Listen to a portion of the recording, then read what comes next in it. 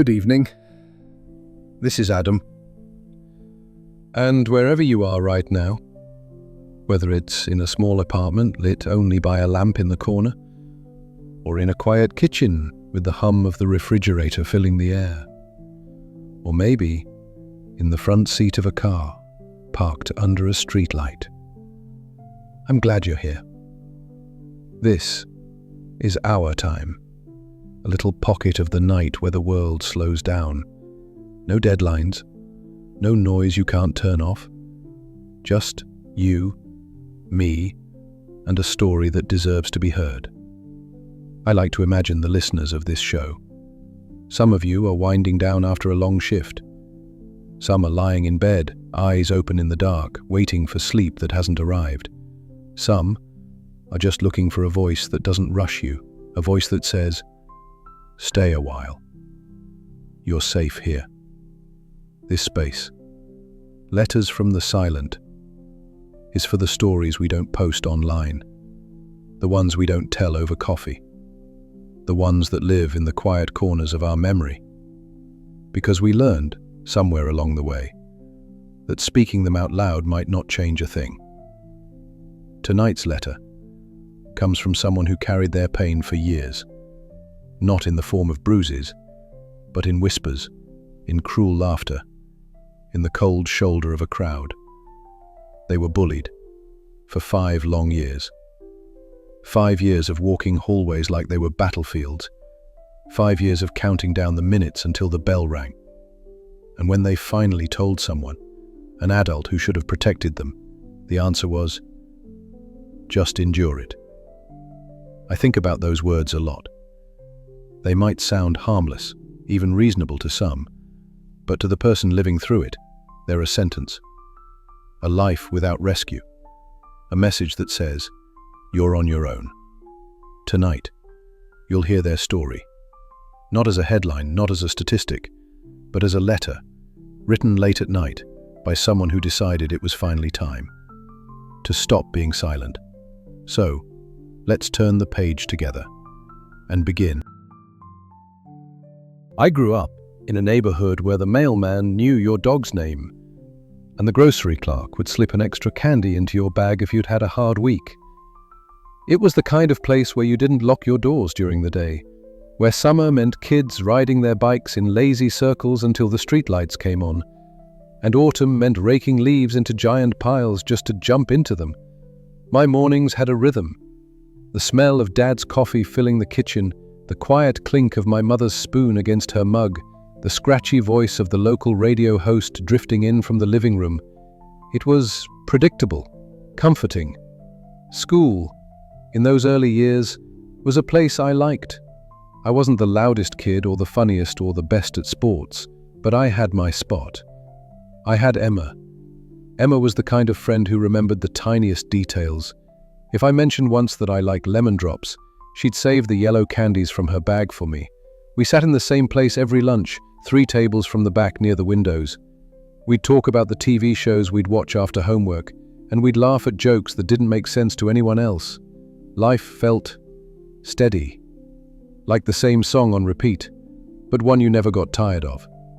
And if you'd told me then that there would come a time when I'd dread walking into that school, that the sound of laughter would make my chest tighten instead of relax, I wouldn't have believed you. Because back then, I still thought the world was mostly kind. I still thought that if you were decent to people, they'd be decent to you. I didn't know yet how quickly things could turn. But they did. And once they started, it was like watching a storm form on the horizon. You can tell yourself it's far away, but you can't stop it from coming closer. It started so small. I almost didn't notice it. A snicker when I answered a question in class. A quick glance between 2 kids followed by a whisper, the kind of things you tell yourself you imagined, because admitting them feels too strange. One afternoon, Emma and I walked into the cafeteria like we always did. Same route, same chatter, but when we reached our table, 2 other kids were already there. They didn't move, didn't look at us, just kept eating, talking, as if the seats had never been ours. We ended up near the trash cans that day. Emma tried to joke about it, said maybe they just didn't see us, but I could hear the tightness in her voice. She knew. We both knew. By winter, my name started showing up in places it didn't belong. Scrawled on a bathroom stall with a word I didn't even understand at first. When I asked an older kid what it meant, they laughed so hard they couldn't explain. The laughter followed me down the hallway, even when they'd stopped making a sound. It was like seeing a thin crack in a window pane. At first, it's just a line you think it'll hold, but every day, it spreads, and sooner or later, the whole thing will shatter. By spring, it wasn't just in the hallways anymore. It was everywhere. The whispers followed me into the library, into the gym, even into the walk home, where the houses all looked the same but somehow felt different now. There's a sound that comes with this kind of thing, not just laughter. It's the sound of people noticing you, for the wrong reasons. The half-second pause in their conversation when you pass by. The way their voices dip just low enough so you can't hear the words, but you know they're about you. Emma tried to keep things normal. She still sat with me, still walked beside me, but I could feel her shrinking too, like she was trying to make herself invisible, hoping maybe if she was small enough, they'd stop seeing her as my friend. The teachers didn't see it. Or maybe they saw something, but not enough to act. I don't know. What I do know is that they smiled the same way they always had, asked about my grades the same way, as if the space between my shoulders wasn't growing heavier every day. One Friday, I stayed after class to finish an assignment. When I finally stepped into the empty hallway, I heard it. My name, drawn out in a mocking sing-song from somewhere around the corner, followed by footsteps, quick ones, slapping against the tile. I didn't wait to see who it was. I just walked, fast at first, then faster, until I was outside, gulping the cold air like I'd been underwater. That's the thing about being targeted. You start living like you're always being hunted. You measure the distance from you to the door. You scan faces for signs of trouble. You learn how to keep your head down, even when every part of you wants to lift it up. And the worst part? You start believing that this is just how life is now. By the time summer was just weeks away, I'd stopped thinking of school as a place to learn. It had become a daily test of survival. I'd walk into the building with my shoulders already tense, like I was bracing for a blow I couldn't see yet, but knew was coming. Sometimes it was a shove in the hallway. Sometimes it was a note stuffed into my locker, folded tight, filled with words sharp enough to cut. And sometimes it was nothing at all, just silence. The kind of silence where people look right through you, like you've been erased. Emma and I barely spoke at lunch anymore. We sat together, but the air between us felt thin. She was tired. I was tired. And the weight of pretending we were okay was heavier than anything they could have thrown at us. I remember one afternoon, sitting in the back of class, staring at the clock.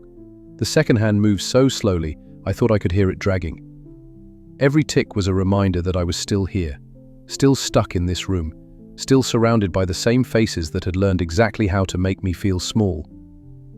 There's a strange thing that happens when this goes on long enough. You start rehearsing your day before it even begins. If I take this hallway instead of that one, maybe I won't run into them. If I keep my head down when I pass the gym, maybe they won't notice me. If I laugh at the right moment, maybe they'll leave me alone. But no matter how careful you are, no matter how much you plan, it still finds you. The truth is, when the walls start closing in, you don't even notice at first. You just keep adjusting to the smaller space. Until one day, you realize there's barely room to breathe.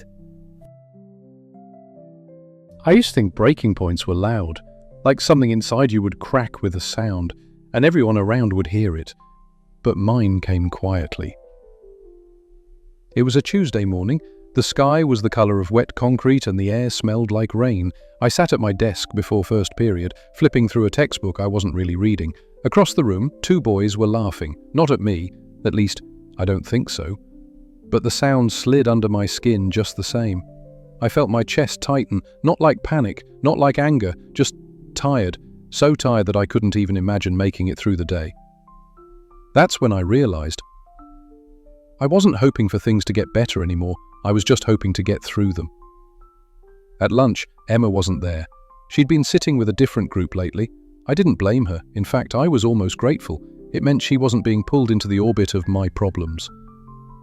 I ate alone, slowly, one bite at a time, chewing until the sound of the cafeteria faded into a kind of dull hum. I kept my eyes on the table, tracing the scratches in the wood with my fingertip. That's what they don't tell you about this kind of pain. It doesn't always come with shouting or slamming doors. Sometimes it's the quiet things that hurt the most, the empty chair beside you, the way your own voice sounds strange when you finally use it, the growing sense that maybe this is all you'll ever know. And sitting there, with the noise of 100 conversations swirling around me, I thought maybe disappearing wouldn't feel so different from this. It took me weeks to work up the courage, weeks of telling myself, today will be the day, and then walking past the door without knocking. But that Friday, I stayed after class, waited until the last of my classmates had left, their laughter spilling down the hallway. I stood by the teacher's desk, my palms sweating, my throat tight. She looked up from her papers. Yes? I didn't know where to start. How do you explain months, years of something that doesn't leave bruises you can show? I told her about the whispers, the notes, the way my seat was taken, and then my place in the world seemed to follow. I was waiting for her to lean forward, to say she understood, to tell me I didn't deserve this, to tell me she'd help. Instead, she sighed. Not an angry sigh, not even a tired one, just the kind that says, this isn't new. She told me kids could be cruel, that it would make me stronger, that I should ignore it, and eventually they'll get bored. I nodded, because what else could I do? Argue with the one adult I thought might listen? I walked out of the room, feeling smaller than when I'd walked in. The hallway was empty, the kind of quiet that makes your footsteps sound too loud.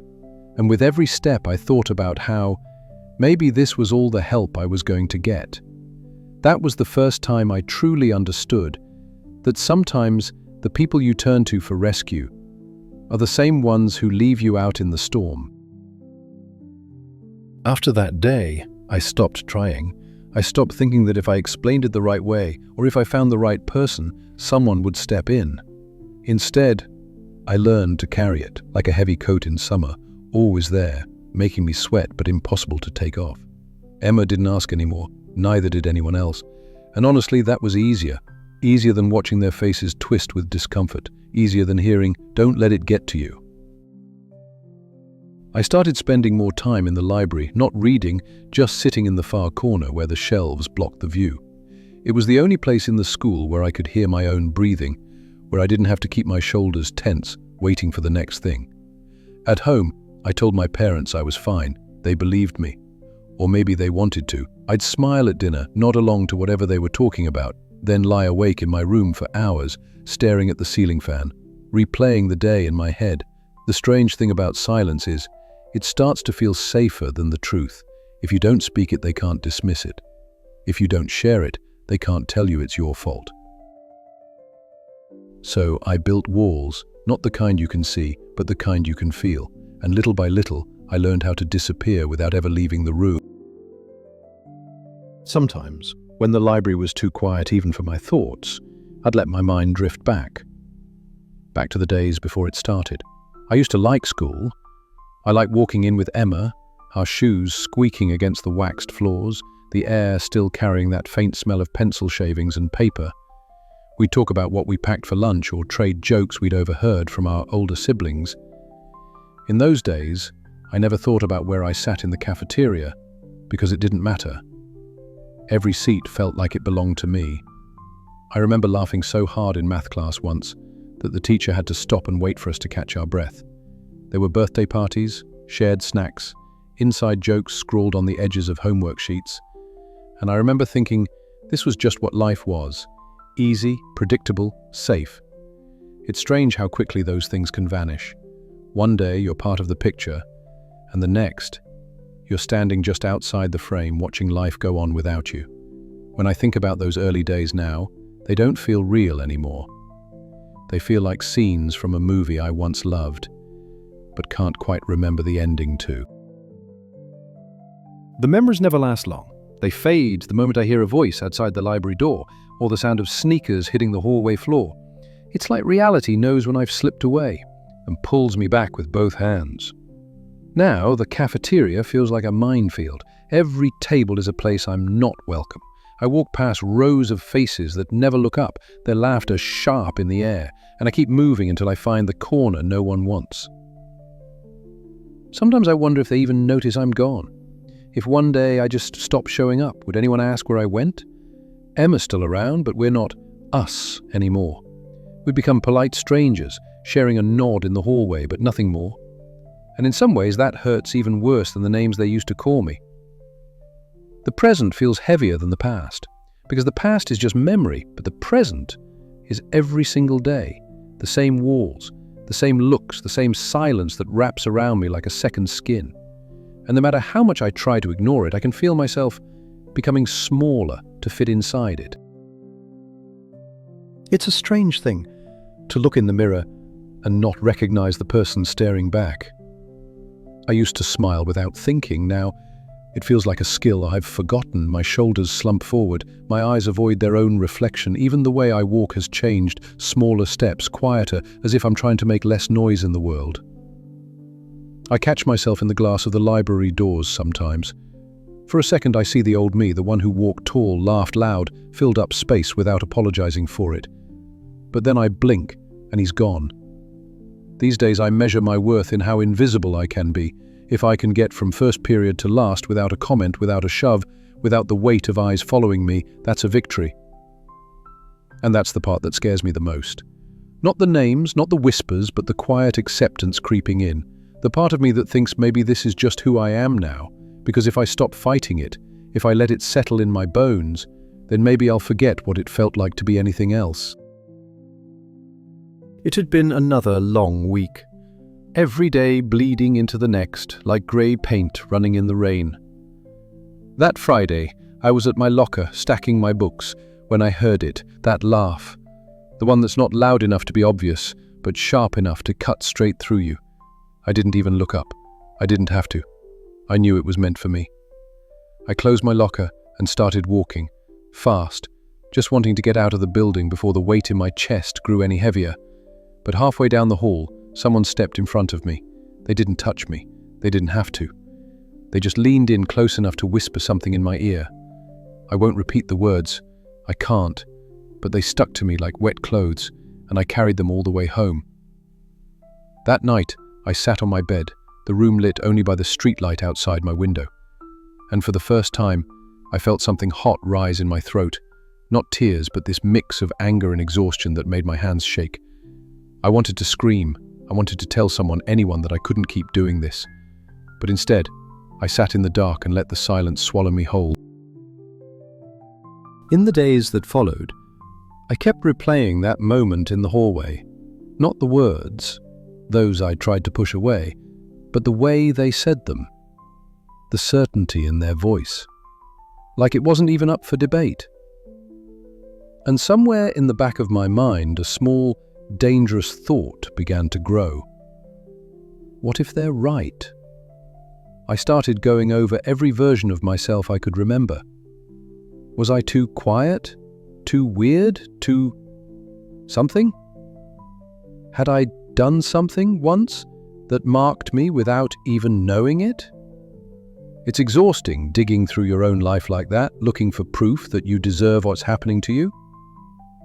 I think about my reflection sometimes, the one I barely recognize anymore, and I wonder if this is who I was meant to be all along.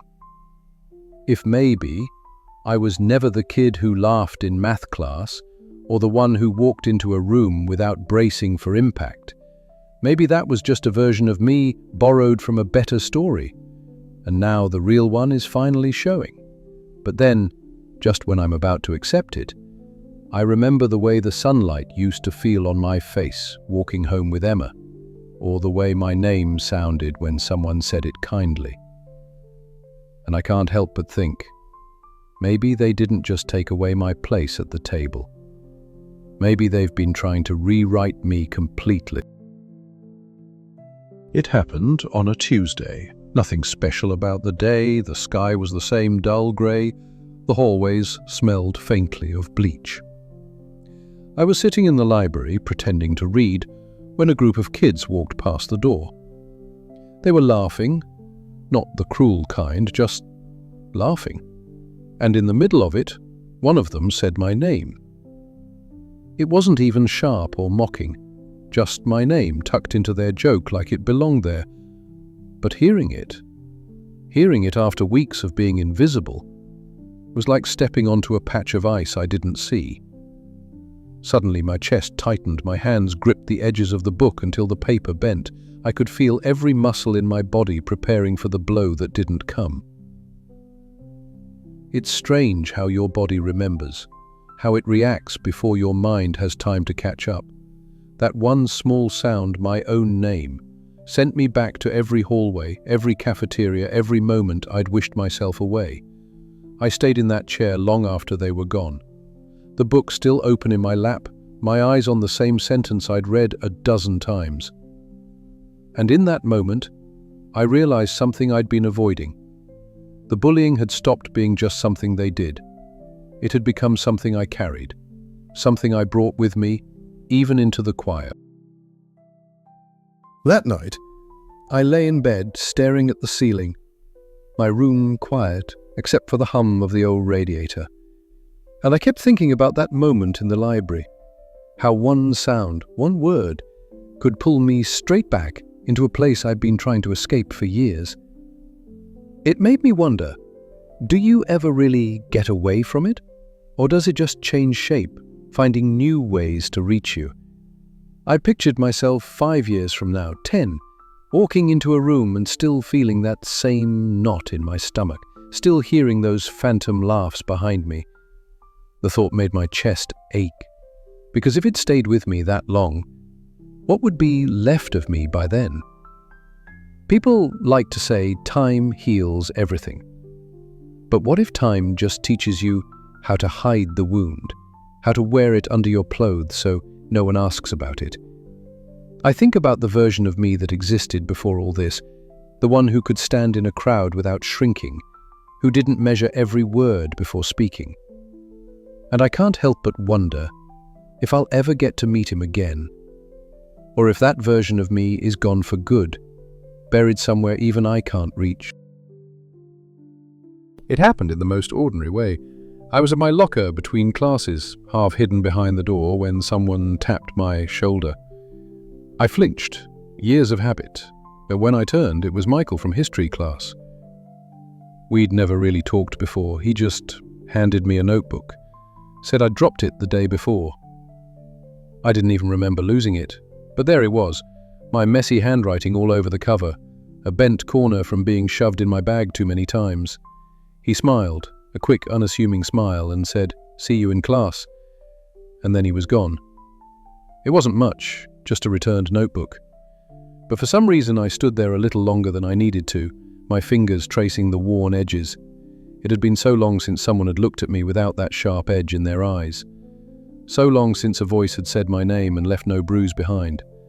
For the rest of the day I kept that notebook close, not because I needed it, but because it reminded me of something I thought I'd lost, that maybe, in all the noise, there were still people who saw me without wanting to hurt me. That night, I found myself thinking about Michael's smile. It wasn't anything big, not the kind of moment they put in movies, but it kept replaying in my head like a song you didn't know you liked until you caught yourself humming it. It made me wonder if I've built my walls so high that I've been keeping out more than just the hurt. If maybe in trying to protect myself, I've also shut out the chance for anything good to get through. I've gotten used to the safety of my corner, my seat in the back, my silent walks home, the way I pretend to read so no one asks me questions.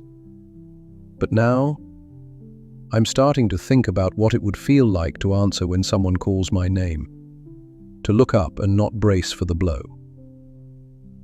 It's terrifying, this thought of letting someone close again. Because what if they turn out to be like the rest? What if the light they bring only makes the darkness sharper when they're gone? And yet, there's a part of me, small but stubborn, that whispers, what if they don't? The next day I saw Michael sitting alone in the cafeteria. Normally I would have walked right past, eyes on the floor, hands shoved deep in my pockets. But for some reason my feet slowed. I could hear my heart thudding in my ears, louder than the chatter around us.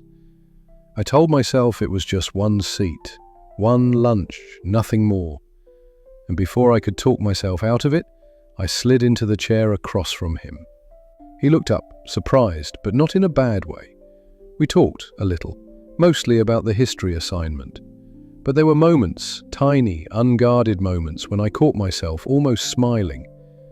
I don't think he noticed how much effort it took just to sit there, to hold his gaze for more than a second. But for me, it felt like standing at the edge of a cliff, leaning forward just enough to see the drop. When lunch ended, he said, "See you tomorrow?" And I found myself nodding before I even thought about it.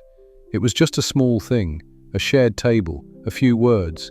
But walking out of that cafeteria, I realized it was the first time in years I'd chosen to step towards someone instead of away.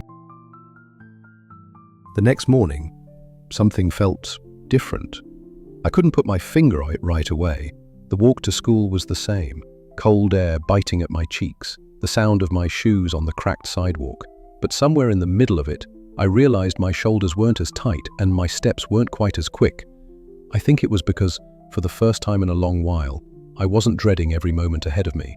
There was something, a reason, small as it was, to look up when I walked into the building. In class, I caught myself listening more than drifting. I even answered a question, my voice shaky but steady enough to be heard.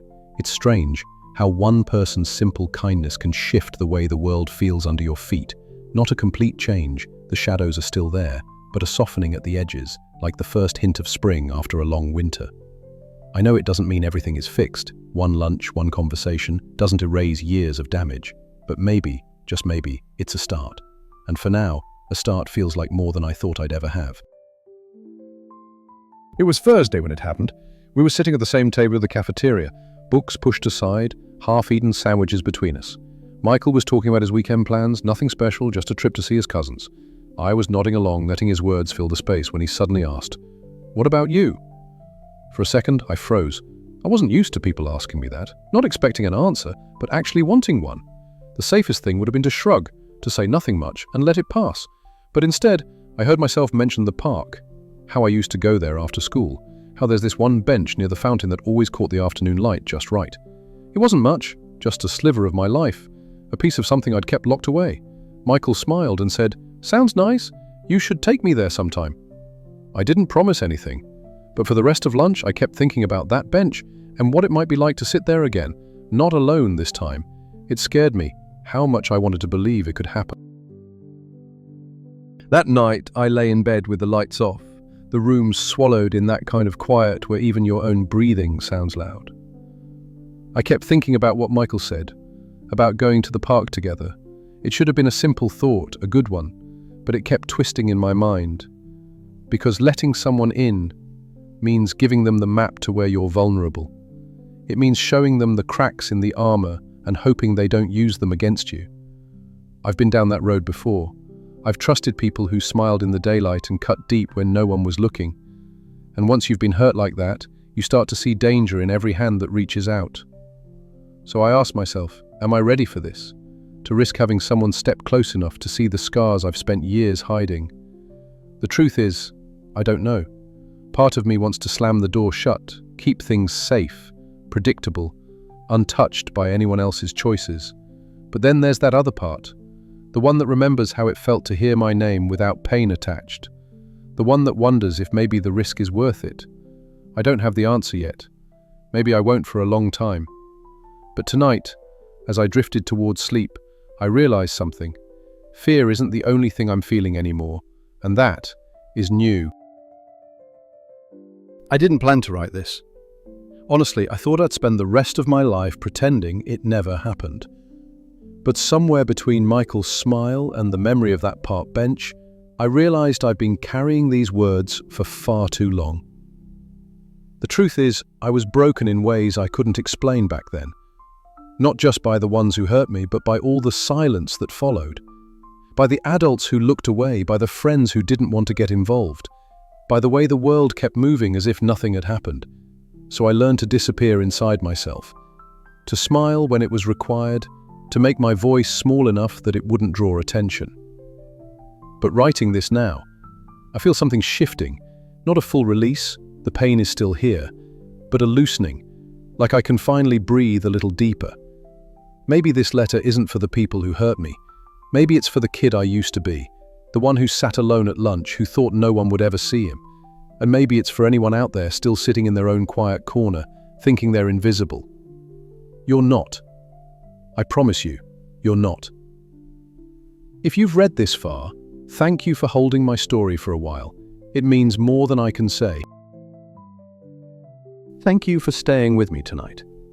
Letters like this are never easy to read, and I know they're even harder to live. But each time someone chooses to speak, to give shape to what was once only silence, the world shifts, even if it's just a little. If this story feels close to your own, I hope you hear this clearly. What happened to you was not your fault, and the weight you've been carrying isn't yours to keep forever. Healing isn't loud. Sometimes it's just one lunch with a kind face, one honest answer, one step toward the light after years in the dark.